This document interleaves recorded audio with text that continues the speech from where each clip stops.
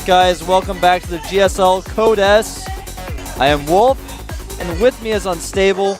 And up next, we've got two former teammates, TricKsteR versus Clide. TricKsteR, of course, used to be on TSL. Yep. No longer. Moved to StarTale, along with Fruit Dealer, which is interesting, because that's the second time they've moved teams together. It's true. OGS to TSL, TSL to StarTale. Who are they going to join next? You're like, who are you going to join next? Everyone's going to be like, oh, TricKsteR joining FXO. We're going to post about it on Team Liquid. Of course, we are going to have these guys face off in I believe it's still Naga Fortress first up. Yeah, it is. It is. Yep. So it'll be interesting. Not sure whether there's some bad blood there, considering you switch the teams. A lot of the players in Korea don't really have bad blood after they leave teams, and a lot of things usually like that. In the Korean scene, everything like that is very well done. It's very well organized. There's no bad blood. Everything is in good spirits. And it's like leaving clans to join teams or leaving a team to another team that has more money maybe. Like all of those sorts of things are usually talked about for a long time. It's never a secret. And in general, the transition is very smooth. And these guys are friends. Yeah. I guarantee you there's no bad blood, at least between the players. So I think there's not going to be any sort of weird stuff going on, any bad mannering or things like that. Or there is StarTale TricKsteR. Look at that new logo behind. New jacket as well. It looks weird actually seeing him in a StarTale jacket after I've seen him in a TSL jacket all these years. All these years. All these years. Of course, the interesting thing on our screen here is he actually lost to July and then beat him in the second round, or the second time they met in the group stages for Code S. Yeah. Because he was in the group where Rain actually forfeited his spot. Yep. And basically how that group went is they didn't alter the group, they just gave a free win to TricKsteR because he was supposed to play against Rain. So he came into the group with a free win. And then lost to July, and then of course beat him in the second time to advance. Yeah, because July won his game versus TricKsteR, then lost his other game. So it's an interesting situation for him, but either way it worked out well. Yeah. Not so much for July, but... Well, they're teammates now, man. Yeah. After he beat July, July was like, I'm going to give you the StarTale virus, and I'm not talking about the player. So, his opponent, though, over here in the other booth, is TSL Clide. A player that gets a lot of credit, deserves a lot of it, but he hasn't really done... He hasn't done magnificently yet. He hasn't had his round of 4 yet. You know, he hasn't made it to the semifinals of a GSL. He hasn't really proved himself. He hasn't gotten to the top yet, but he's always played consistently well. He's like a lesser Nada. Like, he always plays consistently like Nada does. He just doesn't play, he doesn't place as high as Nada does. Yeah.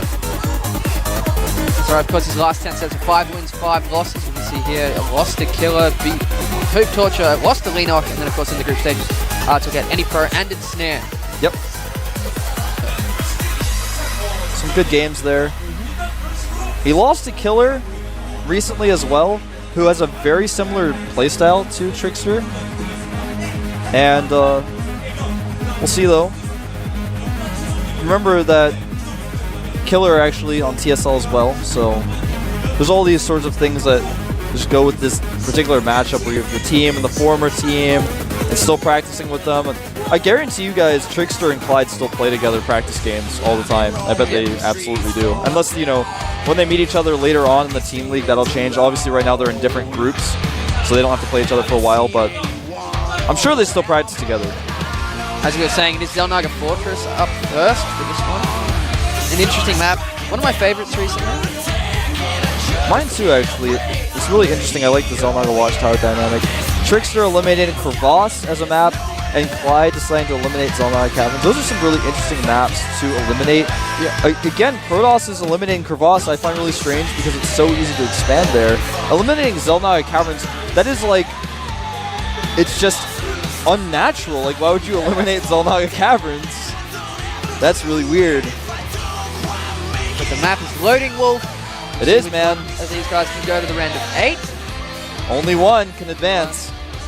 We don't have weird things where these guys are actually going to merge into an Archon and both advance. That can't happen. There can only be one winner. Unless there's a draw. Well, if there's a draw, then we'll have another regame, and then there will still be only a winner. Let's see who can take it out, TricKsteR or Clide, as we go into the game right now.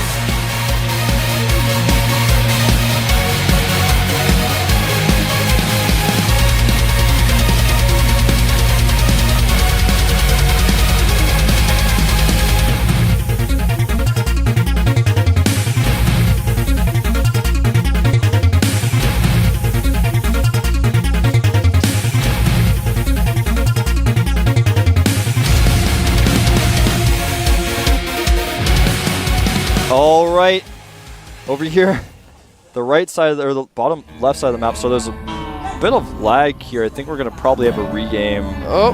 Yeah, our Korean observer was lagging just a hair. Or alt-tabbing. We may have a regame, but either way, down here at the bottom left, a member of the team Startail now used to be on TSL. He is. Saw that his old ID was edited out there. You remember, you were casting with me, right, when I didn't know? I was like, oh, that was Fruit Dealer. I was like, why is that edited out? What does it mean? I think he's going to join a new team soon. That was a fun cast. I remember that. And then I couldn't figure out if you were trolling me or not. No, actually, yeah, I absolutely was serious. I didn't know. All right, over here at the 3 o'clock position, a member of the team TSL. He hasn't left yet. Really well known. He is TricKsteR Clide.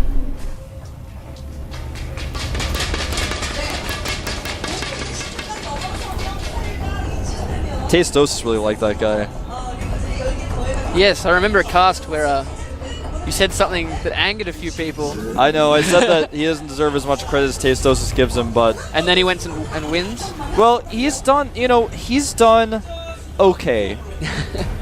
Recently, he's done a lot better. In the past, he did okay. I don't think he deserved all the praise he did. And that was kind of just a joke that Nick and Dan made about him. I mean, they didn't actually think he was the best player in the world.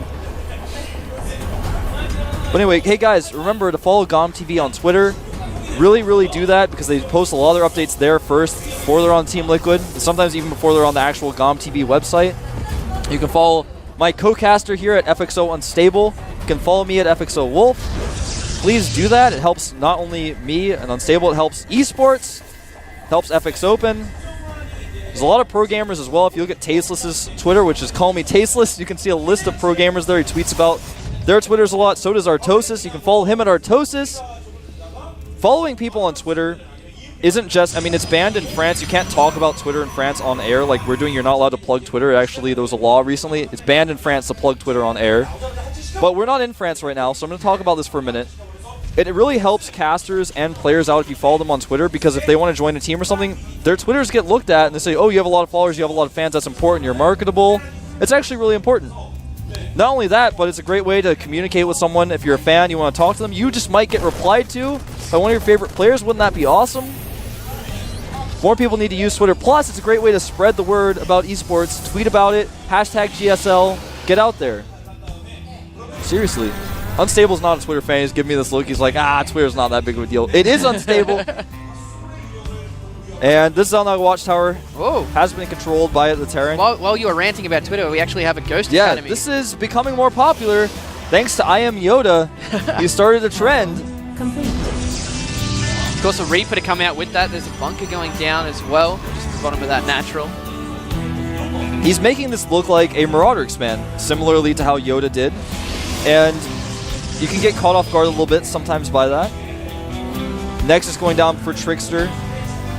He did a one-gate expand, kind of weird version of it where he got the gateway up pretty quickly afterwards. Didn't make a Stalker.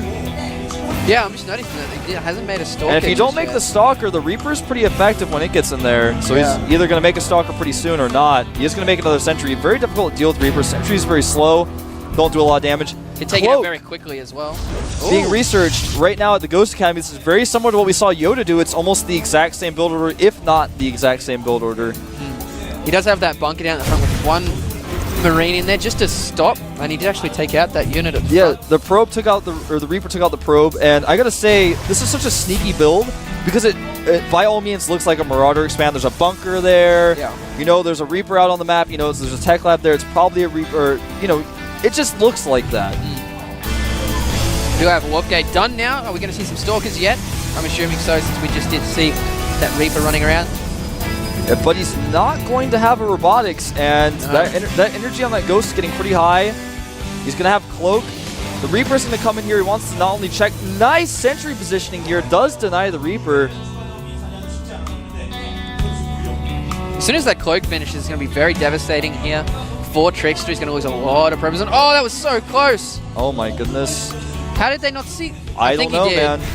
He had to have seen it. He's pulling back now. The Ghost going into the natural. Reaper is he going to force field the Ghost out? Well, it doesn't matter because there are probes out here. Cloak goes off. The Robo just now starting. This Ghost has 55 energy, tries to delay it, but misses his force fields. 2 shots for a probe for a Ghost. He could target sentries, but he decides to go for the probes. He's gonna be cloaked for so long. Yeah, 40 more energy on that Ghost. He's gonna target a sentry here, it looks like. Nope. I'm surprised he hasn't targeted the sentries, because if he pulled all his probes to the natural and then force fielded the ramp, he could save a lot of time here. Yeah, this is a little weird. Yeah. Ghost up to 8 kills now. And up to 10 kills now, actually. He didn't send his second Ghost to attack the natural. He could have even gotten twice this many. 11 kills, 12 kills. And no answer for this. The Robo's still not even finished. What? And the Ghost, running out of energy, just walks away. And TricKsteR doesn't even pursue. Okay, now the Ghost is in trouble. May want to target down that sentry. The weakened sentry gets targeted, but he does get... It's just really interesting to me why he didn't just pull his probes, force field him into the base, wait for the energy to run out. Yeah. And just sat there. That was a little weird that he didn't do that, for one. Or, you know, at least run his probes away a little bit. I mean, he didn't want to lose the mining time, but he didn't even try to micro his probes. Sometimes if you have that situation, you can micro the probe that gets shot first. It's very difficult to do. But, you know, you can't be too critical of him. He just didn't have a Robo and a cloaked unit came into his base that he didn't expect. I mean, this sort of thing doesn't happen that often, except apparently maybe it will in the future. I like this new build. It's so creative. And now, a lot of times you see this followed up by several nukes. Around the same time, the Paralysis is taking a third. The force engagements to be in the Terran's favor. But at that same time, TricKsteR has a lot of units. He's going to get aggressive. But with EMPs, how much can this army really do? No. And Cloak, he can just sit out the front of his base in case something happens. EMP the sentries, there's no damage he can really do, especially with those bunkers there. Nowhere to stop the repair either. And that's what he's got that SCV patrolling out at the front for. Yeah. He can EMP observers. Once the observer's gone, use any cloak ghosts he has left to be annoying. There's a lot of different options you can do with this type of build. And I think that's why it's becoming more popular here. Stim about to finish, +1. Infantry weapons on the way, combat shields on the way as well. Starport going up.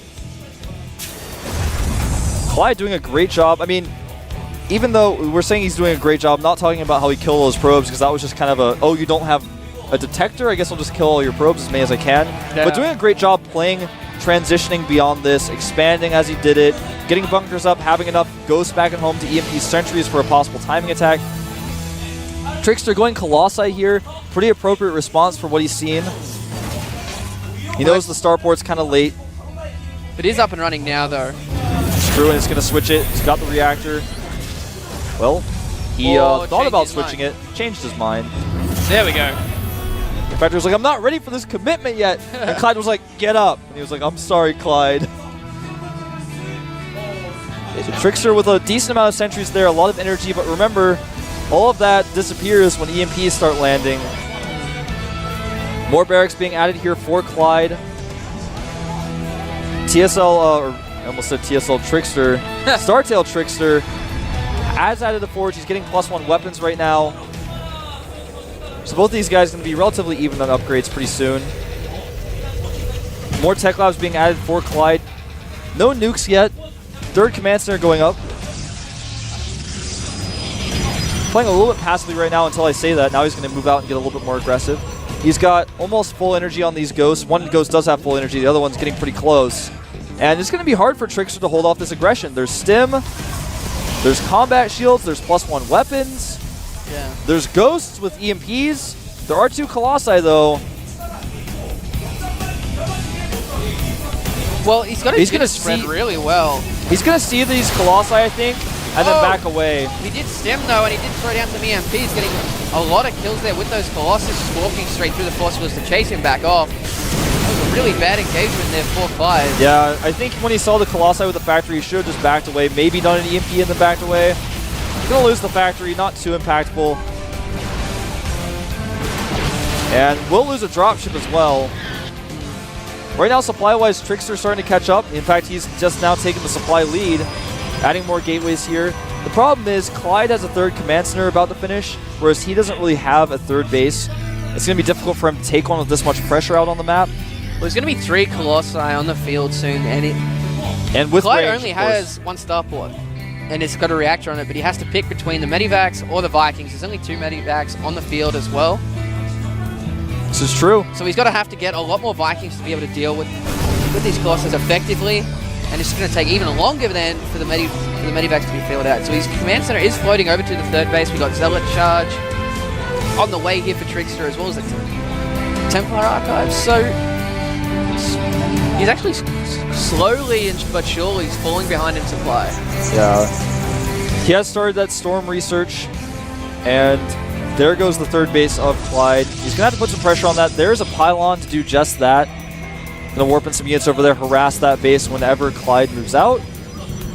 Storm on the way here as well. Yeah, Charge is just now getting +1 armor. He only has 1 forge, so he can't be upgrading as quickly as he may have liked to. Looks like he's going to take a third as he pushes out. I like this choice. The SCV sees all of these units moving out, though. Clide spreading his units preemptively here, preparing for an engagement. We do have 2 Zealots going into the third base here. The entire army of Clide coming to defend it. Yeah, that's actually really interesting. TricKsteR could have had an opportunity to attack as this was going on, but that wasn't really his plan. His plan was just to secure his own third base, but that third base is so behind the base of Clide. And he's behind in by 30 now. Yeah. Like, he is going to have Storm, he is going to have those Colossus, but he does have a lot of EMPs as well. Both of these guys on 1-1. No armory as far as I can tell for Clide, so he needs to get that before he get any more upgrades. Remember, the Zelnaga Watchtower has been destroyed. It just dies after a certain number of time, or a certain number of seconds. There are 3 High Templar with Storm, but remember there are several Ghosts out. Actually, I take it back, there's only 2. No, that was a good feedback. Here comes the Storm, straight in the middle of everything. He is not moving out of the Storm as quickly as he wants to. Oh, Storms everywhere, tearing through this army. But all the Zealots are gone. The Stalker is going to drop very quickly to this Marauder Heavy Force. There's nothing to really deal with the Vikings. Walked into an Archon for those guys at the back. Oh, landing these Vikings was a bad choice. Yeah, landed and then lifted up straight away. Lost a lot more than he really should have. Oops.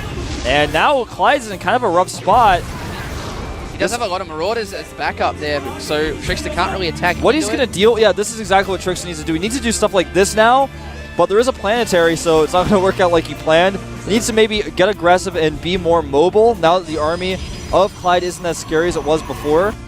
Well, he did lose all those Colossi. He also lost the Templars, so he doesn't really have that tech advantage just yet because they take a long time to actually build or gain energy, either one.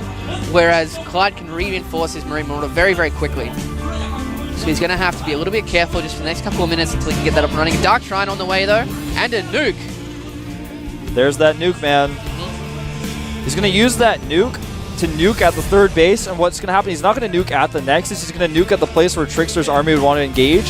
Then either TricKsteR's army dies to the nuke, or he has to lose the Nexus. That's normally what you see with these nukes in this matchup. It used to be really exciting. It's like, nobody ever uses nukes, what's going on? But now we've seen it actually used strategically several times, and I think that's what we're probably going to see. You also sometimes see nukes in the main on top of pylons that are powering gateways. You do see that every now and then as well. So we'll just have to wait and see what is planned with this Clide nuke. It's not a regular nuke, it's a Clide nuke. Double armory going down for Clide as well. Yeah, there's those armories. 2 armories, though.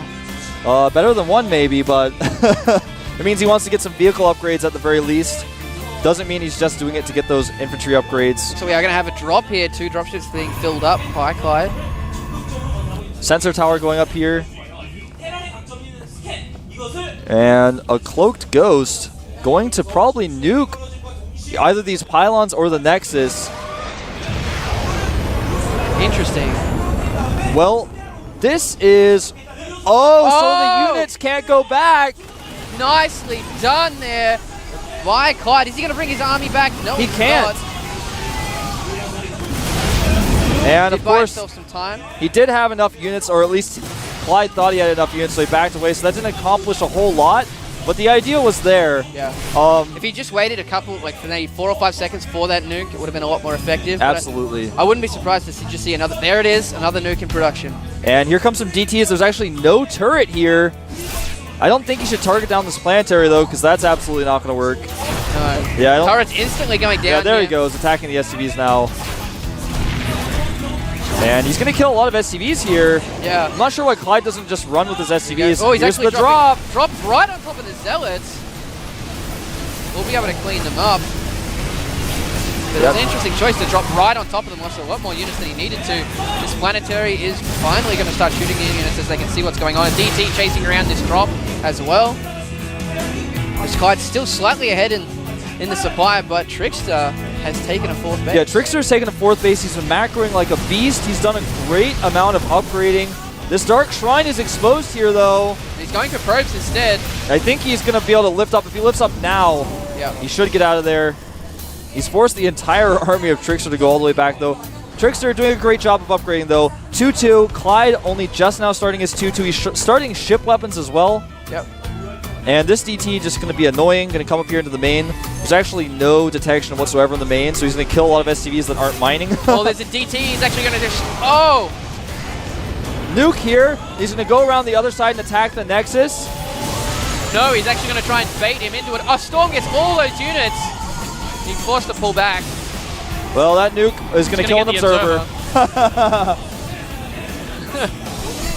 That's that ghost-only kill, man. And this Zealot's chasing him down. There we go. Finally turned around and taken How it out. dare you kill that observer? A lot of the army of Clyde on very low health. He has not been making as many Medivacs as he would have liked to. Well, a lot of them do have high energy, but that Storm went right down in the very middle of that army. So, supply dead even here. I gotta say, even though TricKsteR hasn't been that aggressive, he's been doing a great job upgrading until this very moment where he's not. Oh, actually, we just had a shot of it on screen. There's a High Templar over at the 12 o'clock base just sitting there getting energy. Yeah, he could do some 6 storms, man. Yeah. Now the Medivac's going to work healing those units.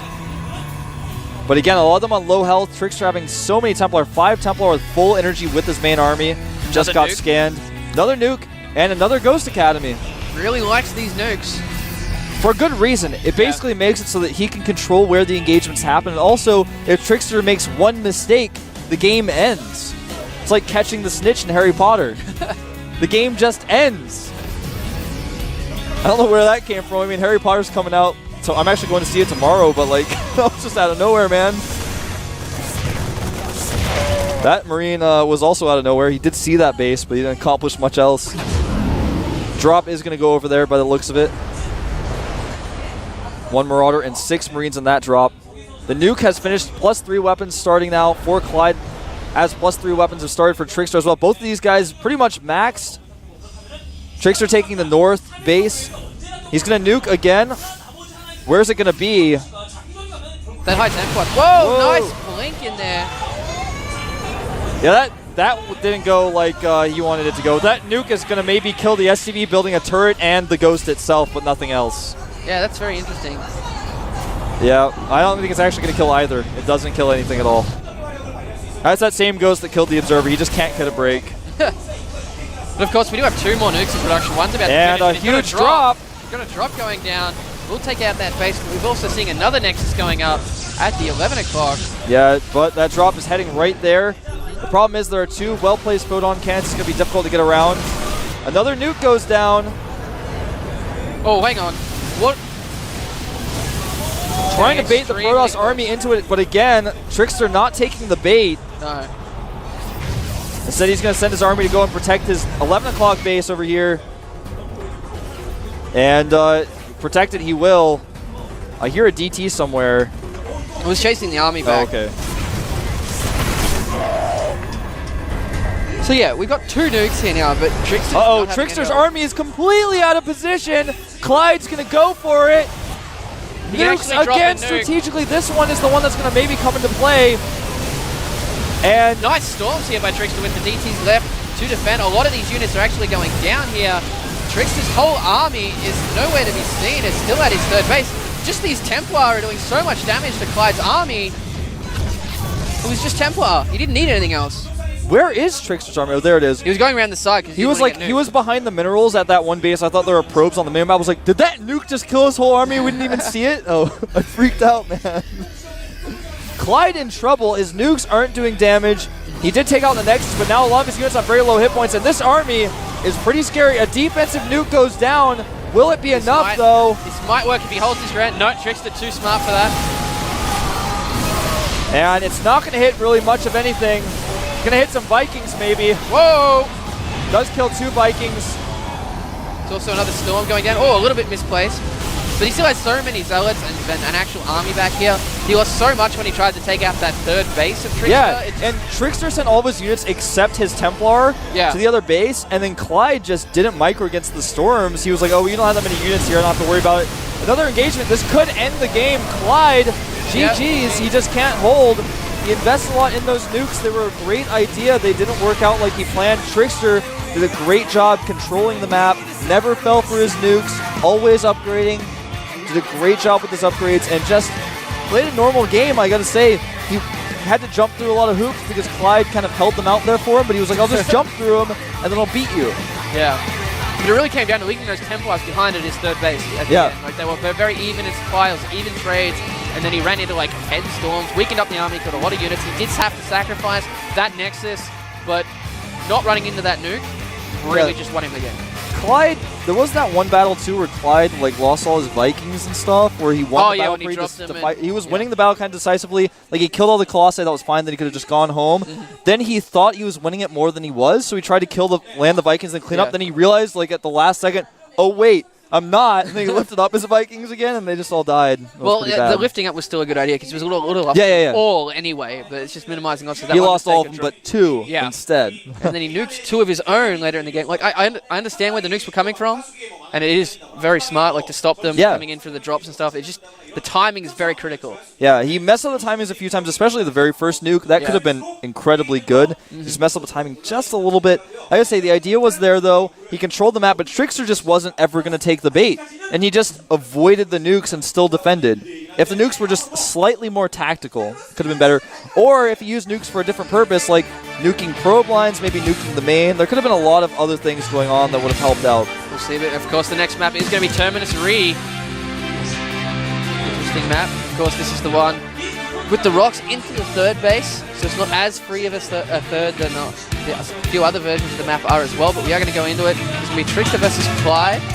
Game 2. I don't know, TricKsteR looking pretty strong so far. He does, man. Clide did an interesting build already, killed a lot of probes at the beginning of that game, but just wasn't able to close it out. Let's find out, though, if he can close it out on Terminus Re. I thought the music was about dun, dun, dun, dun, dun, dun, dun.